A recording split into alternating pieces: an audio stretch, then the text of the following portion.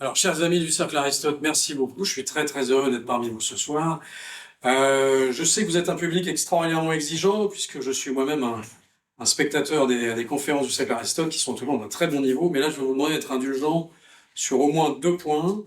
Le premier, c'est que je ne suis pas dans un état absolument formidable, parce que on a failli annuler cette conférence, parce que j'ai une espèce de rhinopharyngite qui est soignée sous cortisone que je traîne depuis 2-3 jours. Elle n'est pas contagieuse, rassurez-vous, et ça n'est pas le Covid, j'ai testé.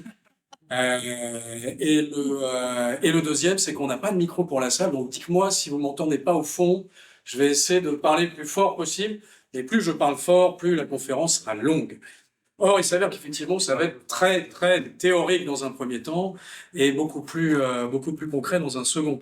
Alors bon, d'abord, un grand merci au Cercle Aristote de m'accueillir, un grand merci à Pierre-Yves, Maître Rougeron, qui est le roi de la punchline, le maître incontesté de la pensée souverainiste depuis maintenant de nombreuses années, de tout courant, de droite, de gauche, du centre, des côtés, de partout, de nulle part et d'ailleurs, comme dirait Michel Onfray. Et je trouve ça très amusant de faire cette conférence un 4 septembre, surtout dans ces locaux, puisque, elle sait, le 4 septembre, c'est pas à vous que je vais l'apprendre, c'est l'anniversaire de l'établissement de la Troisième République. Et vous allez voir, ça tombe bien, puisque le bonapartisme et républicain, aussi contre-intuitif que ça puisse sembler, le bonapartisme au XXIe siècle est tout à fait républicain.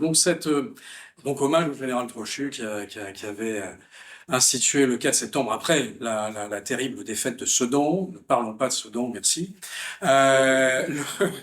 Donc nous allons commencer par qu'est-ce que le bonapartisme, un petit rappel ne peut pas faire de mal, donc une histoire du bonapartisme, ensuite le bonapartisme comme tradition politique, enfin bonapartisme et souverainisme au XXIe siècle, le cœur de cette conférence, avec d'abord un état des lieux de l'actualité, donc là ça va mettre un petit coup de blues, et enfin, qu'est-ce que c'est à mon sens que le souverainisme bonapartisme. Alors, qu'est-ce que le bonapartisme? C'est du bonapartisme. Le bonapartisme, évidemment, Napoléon Ier, Napoléon III. Donc, Napoléon Ier, je ne vous apprends rien, est arrivé au pouvoir en 1799, après ses succès absolument vertigineux sur la campagne d'Italie et la campagne d'Égypte, au moment où l'engouement populaire, et notamment l'engouement des masses, s'essouffle largement.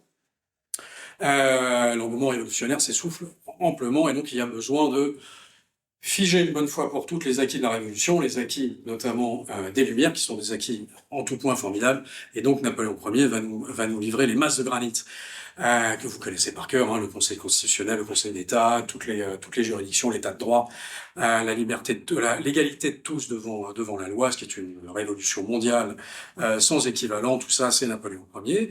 Donc, il va tout valider par plébiscite. C'est une particularité du bonapartisme, c'est qu'il est systématiquement validé par la souveraineté populaire, par le biais de plébiscite, ce qu'on appellerait aujourd'hui un référendum, un RIC ou un RIP, comme on voudra. Ensuite, évidemment, Napoléon III, qui lui aussi est élu au suffrage universel. C'est même le premier président élu au suffrage universel. C'est une chose que les présidents de la République actuelle ont tendance à oublier, mais le premier président de l'histoire de France élu au suffrage universel, c'est Napoléon III, et lui, on lui doit non pas nécessairement les masses de granit, mais des acquis sociaux absolument colossaux, tels que le droit de grève, le droit de réunion, enfin tout ça, c'est Napoléon III, l'école publique obligatoire et gratuite pour les enfants, c'est Victor Durieux et Napoléon III, ça n'est pas Jules Ferry. Autant d'acquis que va s'attribuer, que va conserver, que va développer ensuite la Troisième République, donc à partir du 4 septembre, mais qui viennent de Napoléon III. Donc alors, à la mort de Napoléon, bon, écoutez, le bonapartisme en fait n'existe pas, puisque le bonapartisme ne sera utilisé comme terme qu'à partir de 1830. Mais en 1823, le mémorial de Sainte-Hélène devient un petit peu le bréviaire du bonapartisme, ce qui va empêcher le bonapartisme en fait de se diluer dans un courant libéral. Et sous la restauration monarchique, la sociologie du courant bonapartiste est essentiellement militaire et paysanne. Le terme bonapartiste, comme je vous l'ai dit, apparaît en 1830. Il n'est pas du tout pensé par Napoléon Ier. Absolument pas. Sous la Restauration, le bonapartisme acquiert ses caractéristiques fondamentales. C'est une formule qui allie la démocratie et l'autorité. C'est une formule centriste, située entre la droite contre-révolutionnaire et la gauche jacobine, mais c'est centriste, le bonapartisme, qui s'appuie sur un gouvernement évidemment autoritaire, enfin en tous les cas d'autorité, et une administration centralisatrice. Le bonapartisme est jacobin. Bon, c'est comme ça. La position du bonapartisme sur l'échiquier politique d'après Frédéric Bluch, et d'une façon générale, est en perpétuelle évolution. C'est un petit peu comme le gaullisme, on va évidemment en parler. Le bonapartisme est un mouvement qui va évoluer du centre-gauche au centre-droit, mais gardez en tête que le bonapartisme, même si ça paraît contre-intuitif, est un mouvement centriste. Louis-Napoléon Bonaparte, neveu de l'empereur, après la chute de la monarchie de Juillet, va reconstituer le mouvement bonapartiste, hein, et les fidèles du prince Louis-Napoléon vont créer les comités napoléoniens secrets, et pendant les élections à l'Assemblée constituante, présidées par le général Piat, quelques bonapartistes vont être élus. Alors, ça va être les premiers bonapartistes élus, alors au nombre desquels le prince Murat, mon arrière-grand-père, et bien sûr le prince Napoléon, Jérôme, le frère de l'empereur Napoléon, et Pierre Bonaparte. Alors l'électorat bonapartiste, c'est un triple électorat. L'électorat bonapartiste, c'est intéressant parce que c'est un électorat auquel pourraient rêver à peu près tous les politiques à l'heure actuelle, puisque vous avez d'un côté un vote conservateur et notable royaliste, aussi étrange, c'est plus paraître, qui perçoivent Louis-Napoléon comme un rempart contre les républicains et le socialisme. Il y a un vote paysan, parfois ouvrier, qui est attiré par les propositions sociales de Napoléon III, et vous avez un vote purement bonapartiste, hein. La nostalgie de la gloire, vive l'empereur. Et donc le rassemblement des notables, le ralliement des notables à la masse paysanne est quelque chose de tout à fait nouveau dans le paysage français.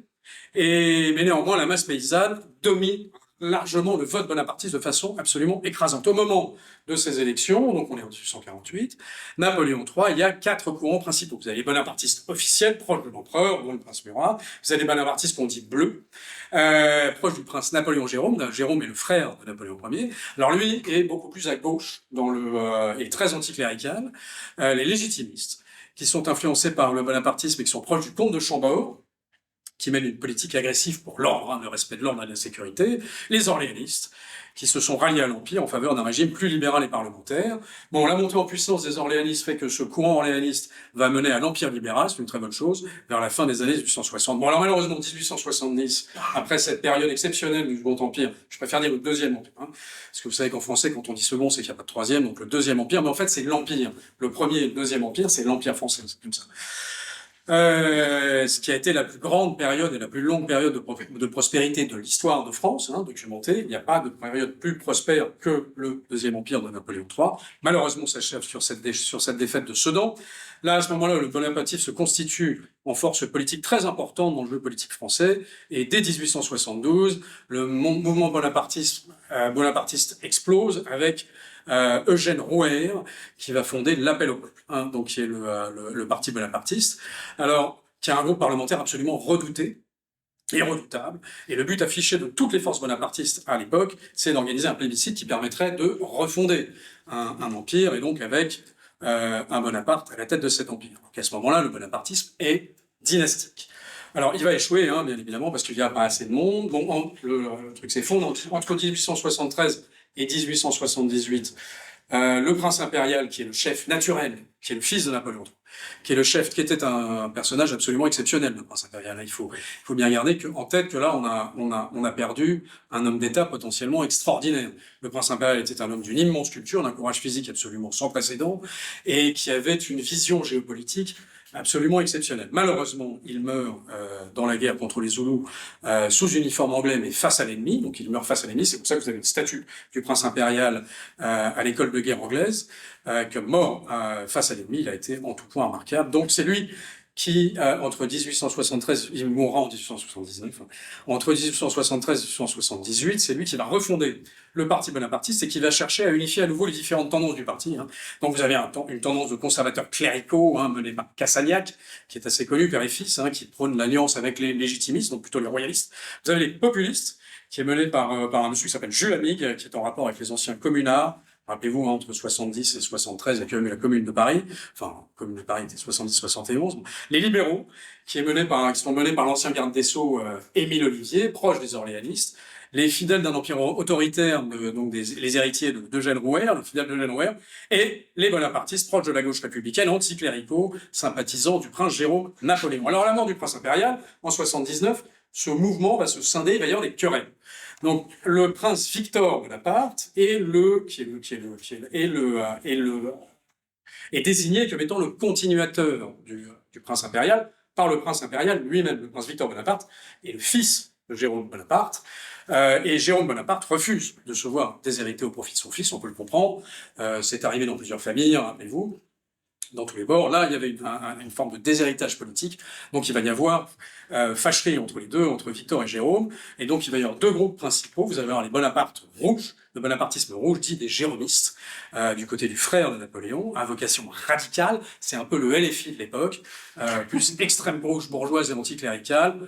Et il ne connaîtra qu'un succès très très mesuré. C'est pas du tout lui qui va prendre le dessus. C'est le bonapartisme des Victoriens, donc ceux qui suivent le prince Victor, son fils, ou impérialiste, soutenu par les notables et les députés du parti, plus proche des idées sociales et modérées de Napoléon III, donc avec une adhésion populaire beaucoup plus vaste. Alors en 1900, le bonapartisme dynastique, jusque-là le bonapartisme était dynastique, qui vise à remettre un Bonaparte sur le trône. Bon, il est presque mort. Il est subclaquant. Et en 1902, il n'y a plus que 5 bonapartistes qui sont élus députés. Le prince Victor, après avoir défendu l'idée d'un troisième empire, va se rallier à l'idée d'une république présidentielle où le chef d'État devrait être élu au suffrage universel. Donc, le prince Victor fait un bonapartisme républicain. Ça va être ça, l'héritage bonapartiste à partir de ce moment-là. Rallié à l'Union sacrée de Clémenceau pendant la Grande Guerre, les comités plébiscitaires vont remporter un immense succès après la Première Guerre mondiale. Ça a été un moment très faste, l'année 1919, pour le bonapartiste, avec notamment 20 députés élus à la Chambre Bleu Horizon, parmi lesquels Paul de Cassagnac. Le prince Murat, à nouveau, va être élu. Le mouvement va changer plusieurs fois de nom, mais va revenir à nouveau comme un nom. Il s'appellera le Parti de l'Appel au peuple. Alors, le prince Victor, donc, qui est le tenant du bonapartisme, qui lui est en exil, donc il est représenté par le prince Murat en France. Le prince Victor meurt en 1926, et c'est son fils, le prince Louis-Napoléon, qui prend la relève. Dans les années 30, 1930, le mouvement est très actif, surtout à Paris. Il est constitué de beaucoup de jeunes, c'est un mouvement très très jeune, mais arrive 1940, la défaite militaire. Le prince Murat, à ce moment-là, le fils de celui qui était le représentant du prince Napoléon pour le bonapartiste à Paris, entre dans la résistance, appelle le prince Napoléon dans la résistance. Le prince Napoléon rejoint le prince Murat dans la résistance, et le prince Napoléon décide de dissoudre le parti bonapartiste et l'Appel au peuple pour qu'il ne soit pas instrumentalisé par les nazis. Ce qui est plutôt une très bonne idée, puisqu'effectivement, de fait, les nazis, comme vous le savez, c'est eux qui vont ramener Napoléon II, le roi de Rome, aux Invalides. Ils vont essayer d'instrumentaliser un maximum l'image impériale. Autant vous dire que la famille impériale s'est désolidarisée totalement de ces délires, puisque le prince Napoléon et le prince Murat à l'époque étaient dans la résistance. Aucun membre de la famille impériale n'était là pour recevoir les cendres du roi de Rome, fils de Napoléon, aux Invalides. Il y est toujours. Et le prince Murat, lui, va se faire tuer dans la résistance. Le prince Napoléon lui fera une résistance absolument remarquable. Donc là-dessus, on est absolument carré. Le bonapartisme, après 1945, est resté, parce que l'appel au peuple était dissous, il est resté dissous. Le bonapartisme est resté vivace en Corse, et plus particulièrement à Ajaccio, puisque avec le comité central bonapartiste, qui a eu plusieurs élus au Parlement français, jusque dans les années 90, et en 77, le maire d'Ajaccio, Charles d'Ornano, est élu sous l'étiquette bonapartiste. Alors, depuis la mort du prince Louis-Napoléon, donc le résistant, qui a dissous le parti, alors lui, il meurt en 1997. Le mouvement bonapartiste est ressuscité brièvement en 1990 avec le Rassemblement bonapartiste. En l'an 2000, on voit la naissance de France bonapartiste sous l'impulsion de Thierry Chauffat, qui nous a quittés malheureusement, feu le professeur Thierry Chauffat. Et à l'occasion du bicentenaire de 2021, le parti L'Appel au peuple est refondé. C'est un parti bonapartiste républicain dirigé par David Saforcade. Aujourd'hui, le bonapartisme est représenté par divers mouvements et organisations. France bonapartiste, dont l'ancien président était David Saforcade, qui a été candidat bonapartiste pour l'élection présidentielle de 2017. Il est aujourd'hui présidé par Christopher Détailleur. Vous avez le mouvement bonapartiste, qui est allié d'un parti gaulliste et républicain dont je n'ai absolument jamais entendu parler. Vous avez le Renouveau bonapartiste qui existe, qui est un mouvement dynastique, mais alors qui doit se réunir dans une cabine téléphonique. Et vous avez le comité central bonapartiste en Corse, qui est toujours tout à fait actif, en particulier à Ajaccio, mais surtout vous avez le parti de l'Appel au peuple, refondé le 4 mai 2021, qui est un parti de rassemblement de tous ceux qui retrouvent dans les valeurs et les idées de souveraineté populaire, ça va commencer à vous parler, camarades souverainistes, d'indépendance nationale, évidemment, de progrès social, c'est très Bonaparte, de responsabilité politique, la cohésion nationale, l'autorité, le respect de l'ordre, en refusant absolument et totalement les extrêmes. Gardez bien en tête que le bonapartisme est un parti de centre, et en adhérant complètement à la constitution de la Ve République. Alors, il est présidé par David Saforcada, et David Saforcada et ce parti de l'Appel au peuple a présenté plusieurs candidats aux élections législatives, les dernières qui ont eu lieu. Évidemment, comme tous les partis souverainistes et un petit peu confidentiel, il a connu un succès tout à fait mitigé, mais on était avec une alliance avec la République souveraine de Georges Koujmanovic. Alors, l'héritage politique Le bonapartisme, ça c'était l'histoire du parti bonapartiste. Donc aujourd'hui, en gros, le parti bonapartiste, c'est l'appel au peuple. On peut revenir ensuite dans les détails, si vous voulez me demander qui représente le bonapartisme aujourd'hui, du Bourguignon, c'est bon. Ça, dans les questions, je serais ravi de vous répondre. Pour moi, c'est pas très compliqué, c'est l'appel au peuple, point. Bah, l'héritage politique du bonapartisme. L'héritage du bonapartisme, alors évidemment, c'est la diffusion dans le monde entier. Et ça, c'est Napoléon Bonaparte, c'est comme ça. Ça n'est personne d'autre. Je sais que ça énerve beaucoup une frange de gauche de l'Assemblée nationale à l'heure actuelle, mais c'est comme ça. C'est Napoléon Bonaparte qui a diffusé dans le monde entier les principes de liberté et d'égalité. C'est comme ça. Cette idée géniale de souveraineté nationale avec la souveraineté populaire comme socle de sa légitimité, c'est tout simplement l'origine des démocraties modernes. Et ça, c'est Napoléon Bonaparte, Napoléon Bonaparte, Napoléon Bonaparte. Personne d'autre. Et c'est absolument pas à mettre en comparaison avec les démocraties grecques. Il s'agit de souveraineté populaire qui permet une souveraineté nationale. Les Grecs, rappelez-vous, avaient une jolie démocratie, c'était très sympathique, mais qui marchait parce qu'il y avait des esclaves. C'est pas du tout le cas dans le cas des démocraties modernes dans lesquelles on a l'immense privilège de vivre aujourd'hui. Donc, c'est une libération à échelle mondiale. Il n'y a aucun autre pays, il n'y a aucun autre courant qui a connu une réussite pareille. C'est absolument unique. C'est une formidable réussite. La nation française devient ainsi le phare de l'émancipation. Et ça, si vous voulez, ça a un impact encore aujourd'hui, malgré tout ce qu'on a pu faire pour détruire l'image de la France.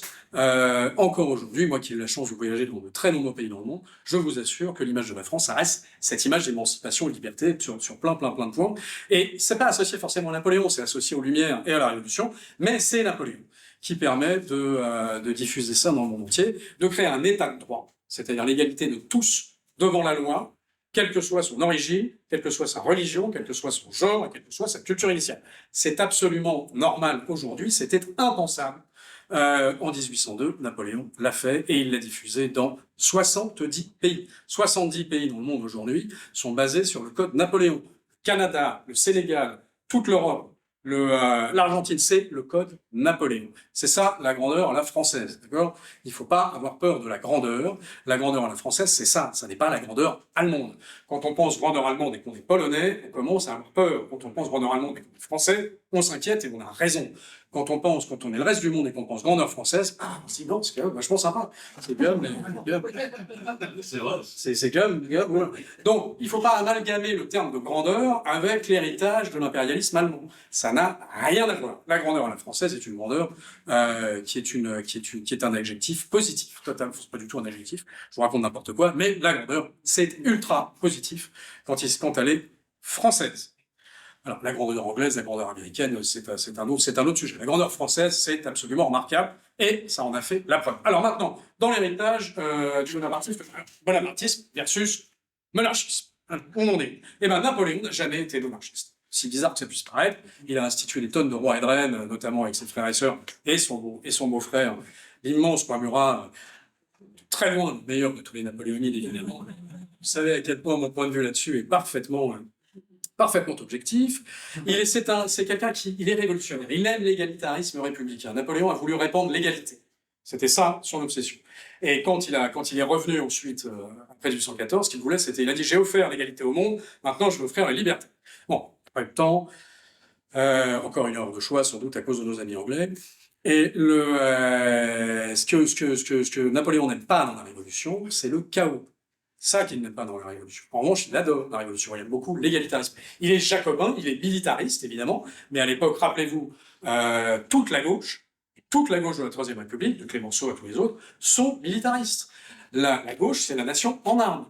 Un bon gauchiste, c'est un soldat. Vous avez remarqué que ça a un petit peu changé, hein. Mais un véritable homme de gauche, c'est un homme en armes. C'est un homme en armes pour défendre la nation, pour défendre la patrie, parce que la patrie, à cette époque-là, ça veut dire liberté face à un monde qui est entièrement entouré de monarchies avec des aristocraties qui sont en fait eugéniques. C'est-à-dire où vous avez un système de caste extraordinairement dur, où si vous n'êtes pas bien né, vous n'arriverez jamais vraiment nulle part.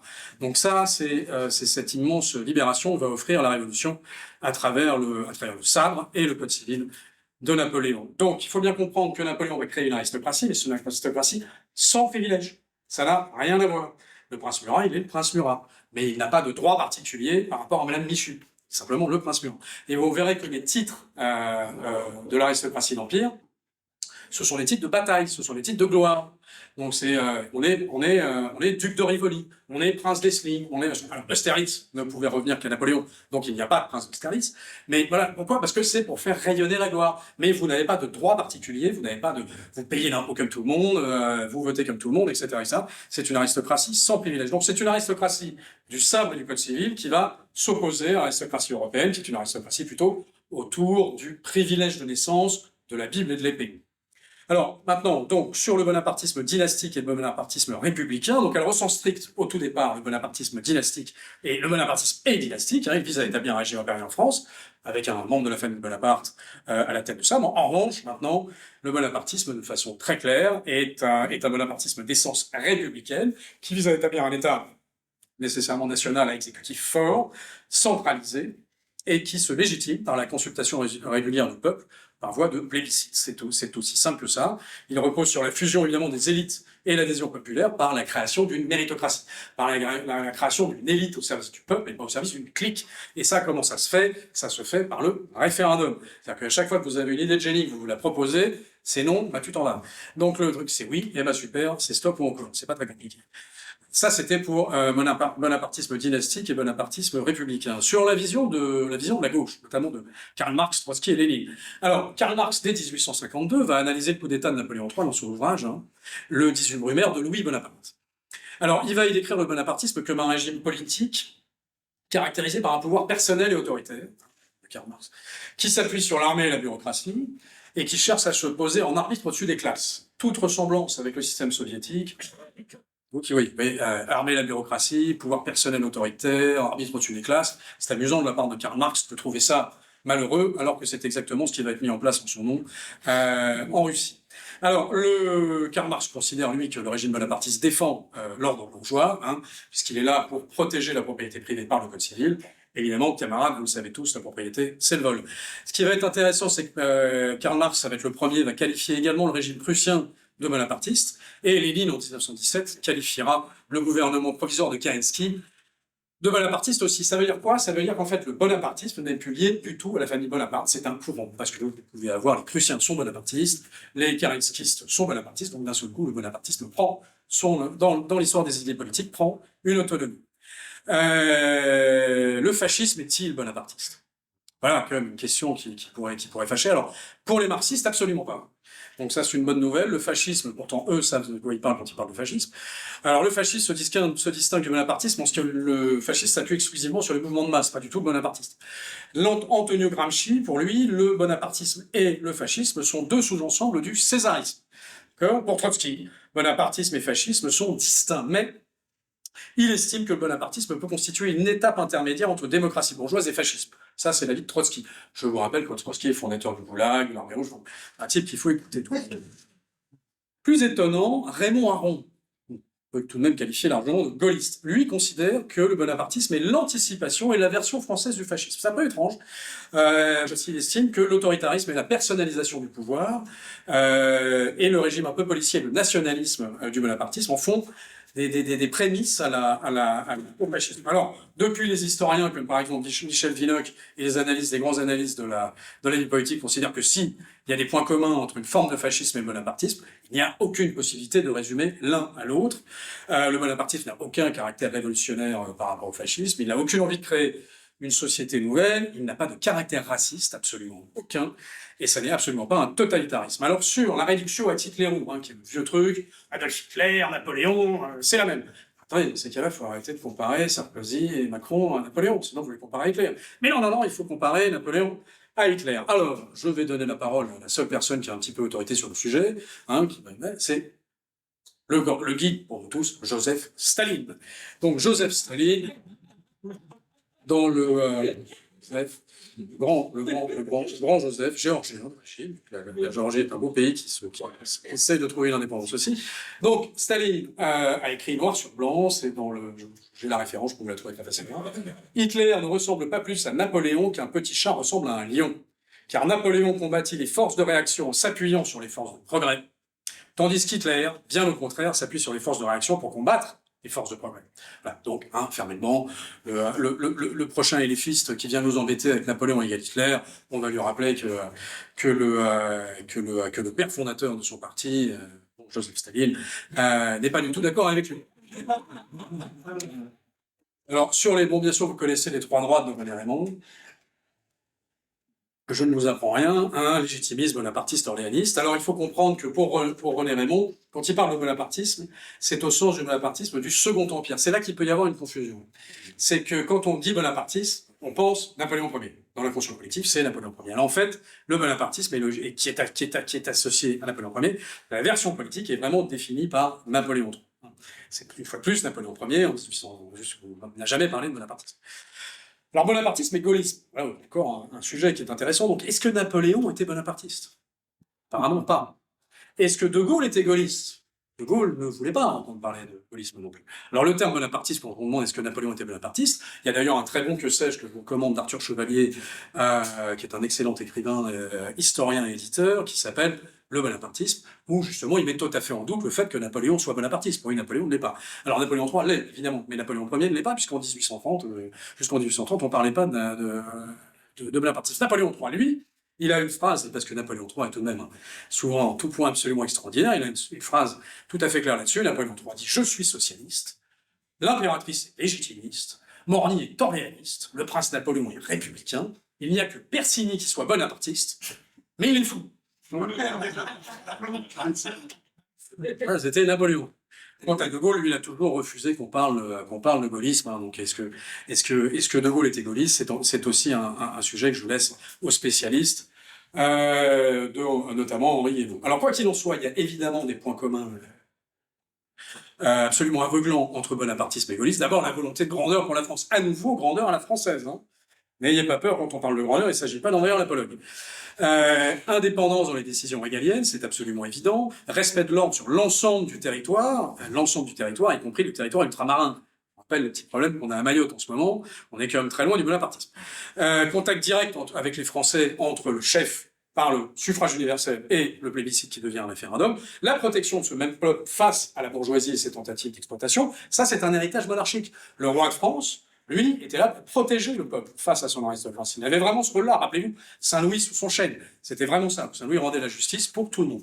Donc ça, c'est une véritable absorption de la totalité de l'histoire de France. Bien sûr, la conception d'une société qui implique une élite qui est fondée sur le mérite au service de la nation et de l'intérêt général. Donc, avec De Gaulle, ce sera évidemment la fondation des grands corps, la fondation de l'ENA, la fondation de toutes ces choses-là. Avec Napoléon, évidemment, c'est le mérite le plus efficace, c'est le mérite au résultat avec Napoléon. Ça, on ne va pas embêter. Il y a évidemment un volet social évident entre bonapartisme et gaullisme, puisque vous avez des acquis sociaux grâce à Napoléon III qui sont quasiment illimités. Tous les acquis sociaux, que ce soit la sécurité sociale, la retraite, etc. Tout ça, c'est Napoléon III. On oublie complètement, mais ça date de Napoléon III. Donc c'est absolument exceptionnel. Mais surtout, ce qui rassemble beaucoup le bonapartisme et le gaullisme, c'est que ce sont des mouvements centristes en perpétuelle évolution. Pourquoi? Parce que c'est une politique de l'action. C'est une politique pragmatique et de l'action, mais avec toujours en tête la grandeur et le bien de la France et des Français. D'ailleurs, Pierre Rosanvallon, qu'on peut tout de même difficilement taxer de droitard, dira que le gaullisme est un bonapartisme modernisé. Donc, l'ADN commun à toutes ces évolutions du bonapartisme, c'est évidemment l'esprit républicain et souverainiste. Ça construit un état de droit qui n'est pas un gouvernement des juges, contrairement à ce qu'on est en train de dire aujourd'hui, avec un chef de l'État qui a un lien direct avec le peuple par le suffrage universel et le référendum. C'est la plus totale application du respect de la souveraineté populaire au sens de l'article 3 de la Constitution de la Ve République. La souveraineté nationale appartient au peuple qui l'exerce par ses représentants et par la voie du référendum. Le bonapartisme, donc, c'est la défense des intérêts nationaux, la sécurité, la prospérité pour la population, tant que faire se peut. La poursuite du progrès social, c'est une obsession chez Napoléon III, c'est une obsession chez les bonapartistes. Le développement culturel et intellectuel est absolument majeur. L'instruction publique sera une obsession pour les deux empereurs. L'innovation et le rayonnement international. Donc, c'est une éthique de responsabilité et de méritocratie pour assurer l'adhésion politique du peuple, puisqu'aujourd'hui, comme vous le savez, il y a un petit problème de désadhésion du peuple à la politique. Quand on est Bonaparte, on cherche pas à être aimé. Quand on est bonapartiste, quand on est un leader bonapartiste, on n'est pas là pour être aimé. On est là pour être respecté et suivi. Donc, ça veut dire que c'est décision soit acceptée. Ils expliquent, on n'est pas là pour être aimé. On n'est pas dans une théâtrocratie, on n'est pas dans la TikTokerie, dans l'Instagrammerie, dans la communication politique. On est dans la politique, on est là pour être respecté, pour être suivi. Si on n'est pas suivi, bon, on s'en va. Et donc ça, c'est par le suffrage universel et par le référendum. Donc à nouveau un état de droit qui n'est pas un gouvernement des juges. Et donc il y a 5 axes majeurs d'une vision bonapartiste et donc gaulliste en fait. C'est bien sûr l'éducation, ça c'est absolument central, la méritocratie, l'ordre et la sécurité à l'échelle nationale, ultramarine, de tous les territoires, la prospérité parce que pas d'ordre social sans prospérité, donc il faut une prospérité, donc il faut favoriser l'esprit d'entreprise, mais avec une forme d'étatisme, c'est-à-dire qu'il faut favoriser l'esprit d'entreprise, mais pas en étant des ultra hyper libéraux. J'ai beaucoup d'affection, par exemple pour Charles Gave, qui lui défend absolument le libéralisme à toute fin, l'absolue liberté. Je pense, et moi qui pense, hein, c'est évidemment les courants bonapartistes et gaullistes qui font un minimum d'étatisme pour que les externalités négatives des initiatives privées n'asperge pas la totalité de la population. Il ne s'agit pas de créer des chômeurs, il ne s'agit pas d'aliéner les gens, il ne s'agit pas de leur fournir des produits qui vont les empoisonner. Vous imaginez bien que les marchands de cigarettes, sous un Napoléon III, dès qu'ils se rendent compte que c'est mauvais pour la santé, c'est terminé, il n'y a plus de marchands de cigarettes. Parce que là, on tue la population. Donc, c'est très bien le libéralisme, c'est très bien d'inciter à l'entrepreneuriat, mais il faut tout de même faire attention aux externalités négatives. Donc ça, c'est très important. Et bien sûr, l'innovation. Sans innovation, pas de prospérité. Et la volonté de grandeur, à nouveau, au sens de la grandeur à la française. Alors, maintenant, depuis 1870, qui est devenue la France. Parce que la France, quand on se rappelle des masses de granit, des acquis sociaux et de la prospérité incroyable qu'ont apporté à la France et aux Français l'Empire et la période gaulliste, le Comité national de résistance, tous les acquis absolument incroyables, toute cette politique bonapartiste, la France a été l'apothéose d'une nation démocratique fonctionnel, ça a marché. C'était un État social très puissant, un pays parmi les plus égalitaires. Certains ont même dit que la France est le seul pays communiste qui a réussi. Le rôle de l'État, sécuriser son territoire, de délivrer les services publics qui permettent et qui autorisent à chacun l'espoir d'une véritable méritocratie, d'une espérance de vie en bonne santé. C'est pas plus compliqué que ça. C'est quand même très curieux qu'on n'y arrive plus du tout. C'était quelque chose à quoi on s'attachait beaucoup. Alors aujourd'hui, maintenant, on en est à un constat absolument délirant, puisque d'après l'économie de Jean-Marc Daniel, la France appartient aux étrangers, c'est comme ça. La balance entre les biens détenus par les Français à l'étranger et les étrangers en France est de 800 milliards en faveur des étrangers. Donc ça, c'est quand même intéressant à savoir. Pour illustration, il faut comprendre que 40% de la bourse de Paris est détenue par des étrangers, donc principalement le fonds souverain norvégien. Donc n'ayez pas peur des Chinois et des Saoudiens. C'est essentiellement le fonds souverain norvégien qui détient le CAC 40. L'avenue Montaigne, pour illustration, par exemple, magnifique avenue, est détenue en quasi-totalité par des fonds de pension, donc pour les retraités, américains et allemands. Ce qui veut dire que c'est très bien, ils entretiennent tout ça, c'est super, on est très contents. Ils payent les taxes d'habitation et les taxes foncières, mais les loyers touchés avenue Montaigne payent les retraites des Allemands et des Américains. Est-ce que c'est tout à fait ce qu'il nous faudrait? Je ne sais pas. Voilà, donc alors cette situation s'aggrave depuis 2002. En 2002, on était à l'équilibre, on était à zéro entre l'avoir net des Français à l'étranger et l'avoir des étrangers en France. 2002, c'est une conjoncture amusante, c'est les 35 heures et l'euro. Hasard, réalité scientifique. Voilà. Donc ça, c'était. Alors les chiffres du chômage. Alors bon, c'est intéressant de voir qu'aujourd'hui, on nous annonce qu'il y a l'INSEE nous annonce qu'il y a 7,2% de chômeurs, et c'est tout à fait vrai. Il y a 7,2% de chômeurs. Si on prend la définition du Bureau international du travail, qui ne prend que les chômeurs de catégorie A. Si on prend tous les chômeurs inscrits à Pôle emploi et qu'on rajoute les bénéficiaires du RSA, qui a priori ne sont pas débordés dans leur journée, les allocataires du RSA. Si on prend les catégories A, B, C, D, je crois que ça va jusqu'à E de Pôle emploi, donc les nombres d'inscrits, plus les gens du RSA, on passe de 7,2% de chômeurs en France à 26% de chômeurs. On rend compte du résultat, c'est absolument terrifiant. Alors vous savez que la France, comme l'Andouillette, a perdu son triple A en 2012, et que maintenant nous sommes dégradés à A-, c'est l'agence Fitch. Mais bon, ça c'est évidemment lié à l'impossibilité de faire des réformes, et on a un déficit qui, et là je cite notre ministre de l'économie, un déficit qui est dilaté comme jamais, puisque nous sommes à un déficit de 3 000 milliards d'euros, avec une accélération significative depuis la crise du Covid, évidemment. Donc, on est passé de la 4e à la 8e puissance mondiale en quelques années. On a une démographie qui est en train de dégringoler, abandon total du contrôle de l'immigration, mais bon, ça, c'est encore un sujet très compliqué. Désindustrialisation qui est passée à la démultiplier. C'est merveilleux, là, on est vraiment les meilleurs. On est passé de 15% à 9% du PIB pour ce qui est de la part de l'industrie manufacturière en France. Donc, l'énergie ne fait pas partie des 15 à 9%. Dans l'énergie, on était un petit peu plus haut, mais on est passé de 15% à 9%. Dans d'autres pays, comme en Italie, c'est 20%. Oui, donc on a un petit souci. Il faut réindustrialiser, il faut plus laisser partir les entreprises critiques, les savoir-faire exceptionnels pour les Français. Il faut pas que ça parte à l'étranger, c'est promis, juré. Allez, je le jure sur une pile de Bhagavad Gita et de tout ça, machin, c'est promis, ça n'arrivera plus, jamais. 2022, 225 entreprises critiques ont été vendues à l'étranger. Ce sont les chiffres de Bercy. Et c'était en 2022, 225 entreprises critiques. Des trucs aussi importants que la vision nuit, quelque chose comme ça. C'est du niveau de perte de souveraineté, du niveau d'Alstom. On a 18 000 entreprises qui sont en dépôt de bilan depuis le début de l'année. Ça, c'est la double conséquence des prêts garantis d'État, vous savez, par le Covid, mais c'est surtout l'augmentation des prix de l'énergie. On y reviendra. Cataclysme total sur l'emploi à prévoir. On est déjà à 26%, mais là, ça va absolument exploser. On est tout de même dans une France où 2 Français sur 10 ne mangent pas à leur faim. C'est délirant. 22% de bénéficiaires des Restos du Cœur en plus cette année. C'est absolument ahurissant. Vous n'avez que 2 Français sur 10 aujourd'hui qui ont une place crèche. Vous vous rendez compte de l'impact quand vous n'avez pas de place en crèche pour pouvoir y travailler, enfin, c'est absolument terrifiant. Le monde piété a explosé, les files d'attente devant le monde piété, maintenant, c'est mieux qu'un concert de Rihanna. On a une paupérisation qui est de façon absolument accélérée. La paupérisation, j'en profite pour rappeler qu'il faudrait relire l'ouvrage de Napoléon III de l'extinction du paupérisme. Donc on est en plein monapartisme quand on cherche à déteindre le paupérisme. Il y a eu évidemment entre 15 et 20 000 lits d'hospitalisation à temps complet en moins depuis 2017 avec une accélération pendant le Covid. Alors les 15 à 20 000 lits, c'est pas tiré d'un chapeau, c'est pas des complotistes de la fachosphère. Ce sont les statistiques annuelles des établissements de santé. La SAE, c'est facile à vérifier.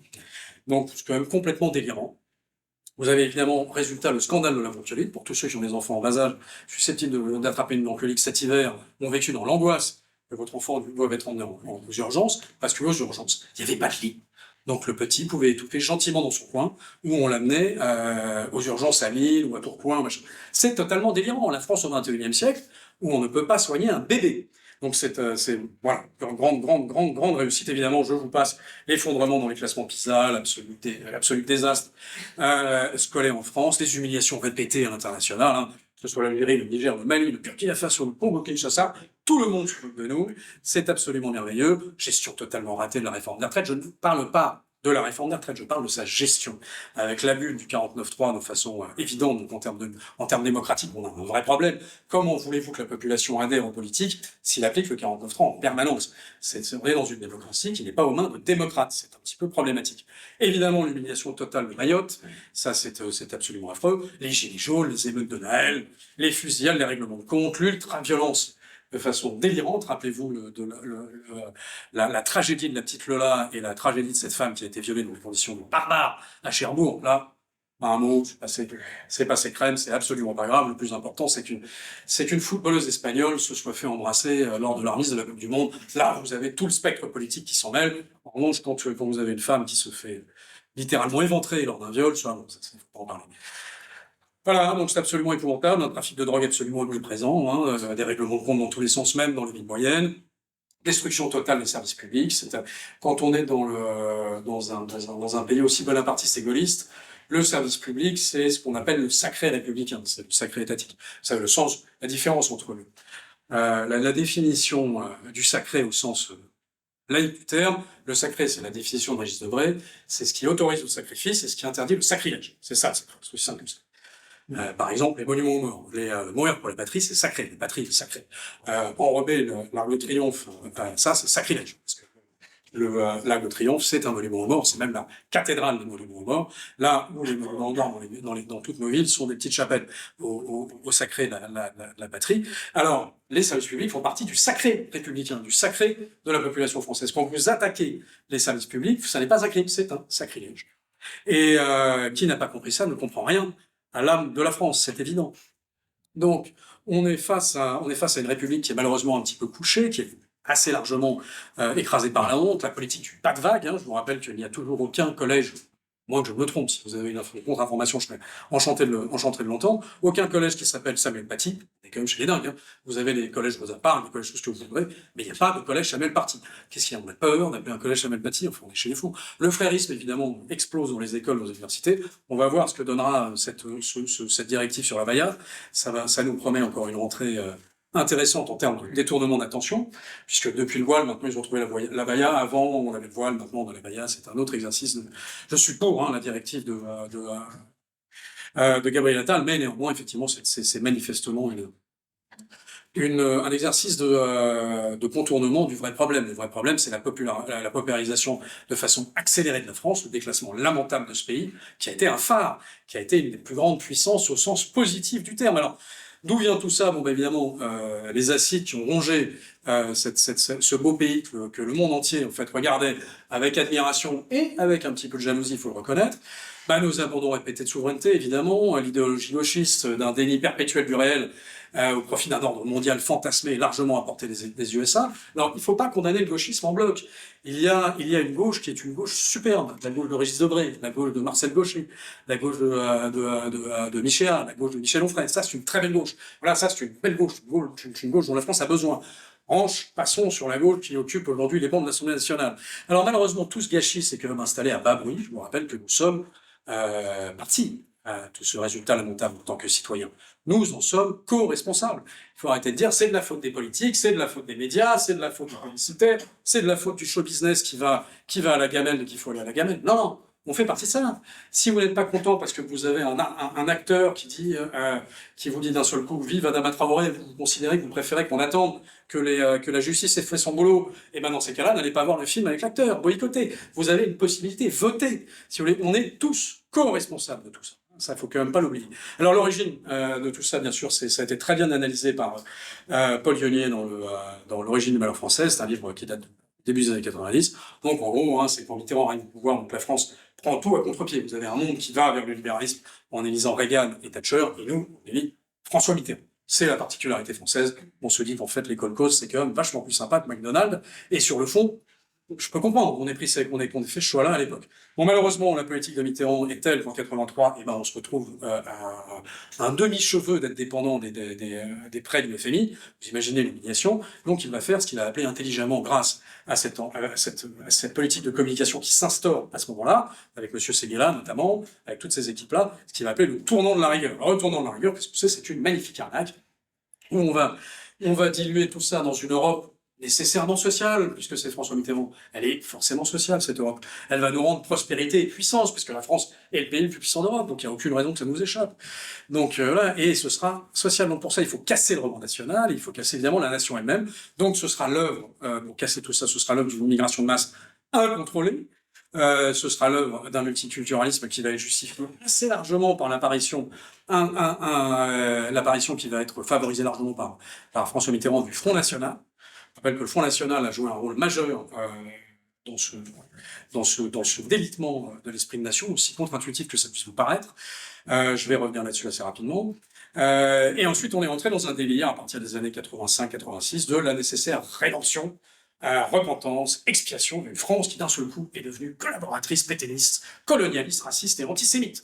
Donc ça, c'est apparu dans les années 80, grâce à SOS Racisme, au journal Libération notamment de M. Laurent Jouffrin à l'époque, à VHL avec ce livre qui a retourné complètement en accusant évidemment la France d'être, vous savez, le ventre fécond pour ressortir la bête immonde. C'est dans ce bouquin. Bien sûr, évidemment, Canal+, la télé publique, tout ça, on a fait les caisses. Alors malheureusement, toute cette vulgate médiatique au service d'un SOS racisme qui partait d'une bonne intention, ça partait pas d'une bonne intention, c'était une manipulation, évidemment. En plus, le terme SOS racisme, il faut sauver le racisme, on comprend pas très bien. Mais néanmoins, tout ça grâce à l'action, évidemment, de Pierre Berger, qui a été absolument majeur là-dessus.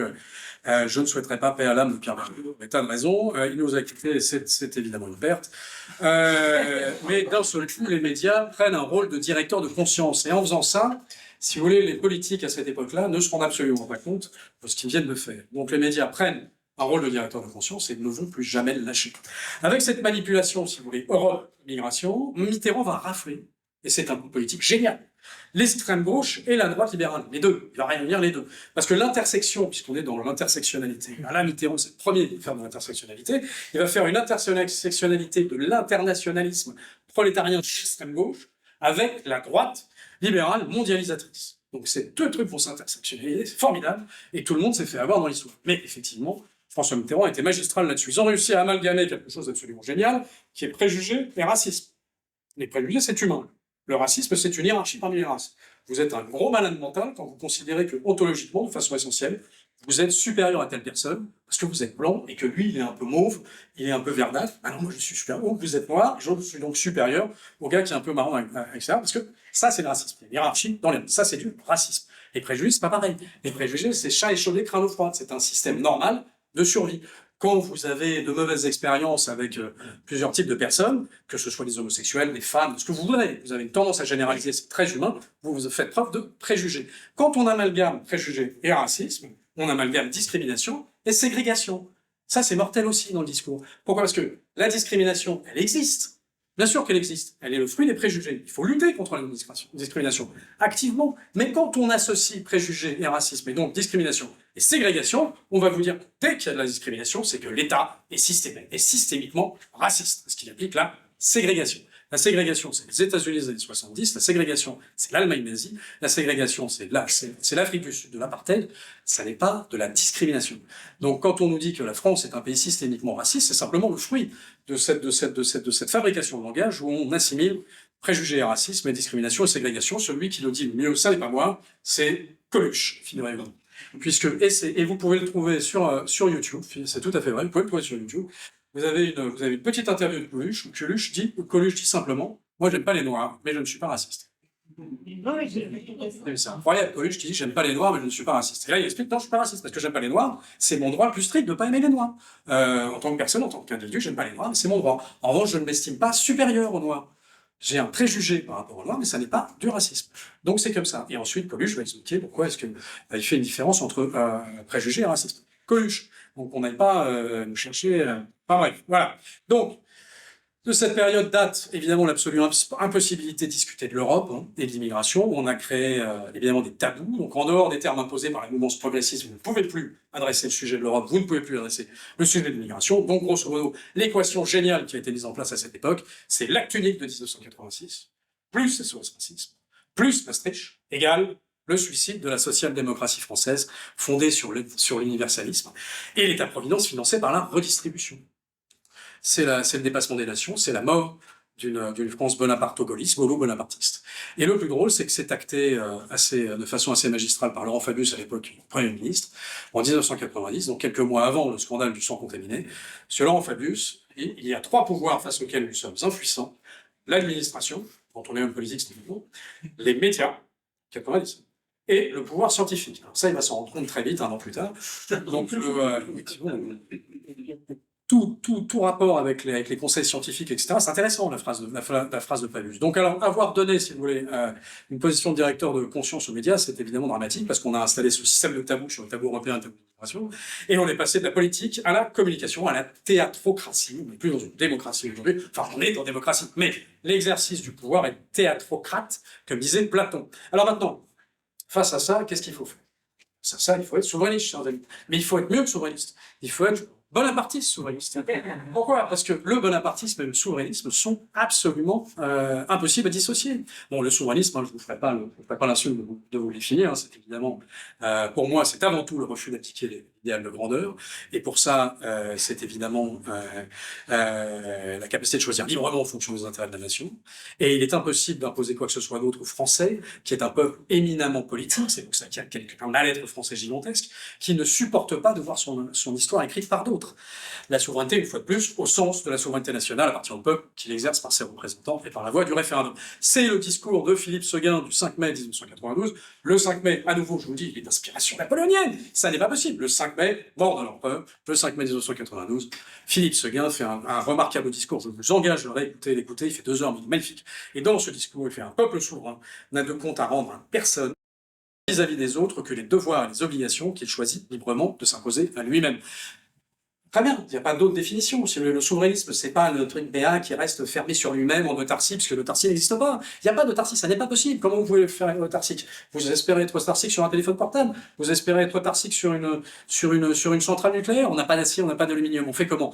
En revanche, ce sont des jeux d'interdépendance voulu et négocié. Ça n'est pas d'un seul coup une espèce de supranationalité, une dilution fédéraliste qui va s'imposer à tous. Et d'ailleurs, ça, c'est Régis Debray qui le dit très bien. Le modèle républicain n'est compatible ni avec la dilution fédéraliste, ni avec un modèle libéral construit autour du libre jeu des intérêts privés, et non sur la prééminence de l'intérêt général. Régis Debray.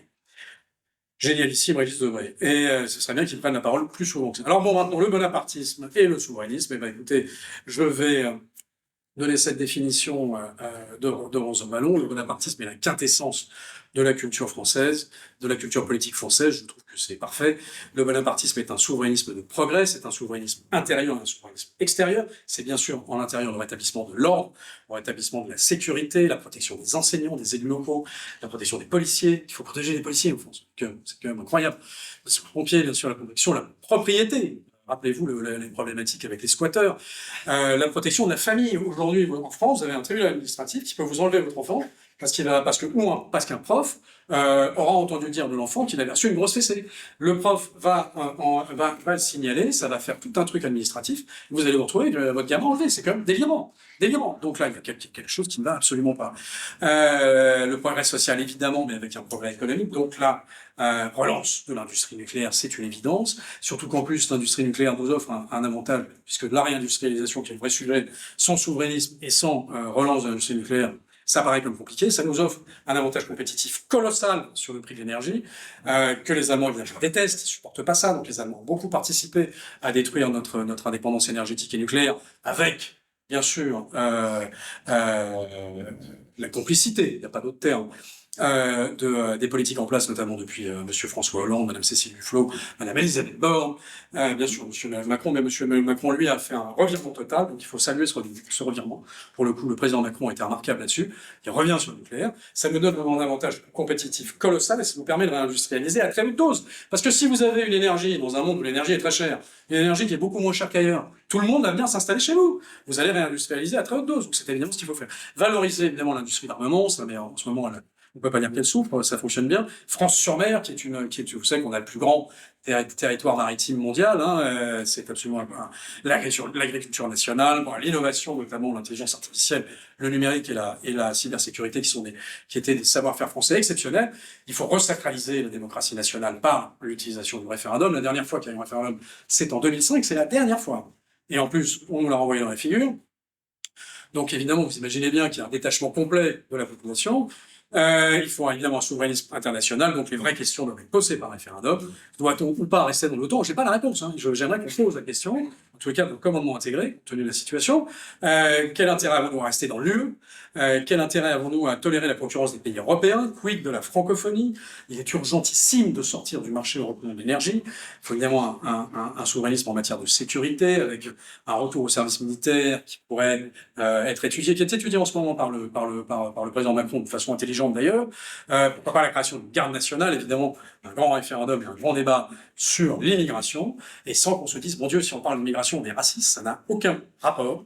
Évidemment, un souverainisme culturel, hein, il faut promouvoir la langue française en exigeant son utilisation prévue dans les organisations internationales. Donc, David Safankala, qui est l'actuel président de l'Appel au peuple, définit ça comme ça. Au XXIe siècle, le souverainisme, c'est le bonapartisme, et le bonapartisme, c'est le souverainisme, simplement parce que le bonapartisme défend les 4 souverainetés que sont la souveraineté nationale, la souveraineté populaire, la souveraineté économique et agricole, et la souveraineté culturelle.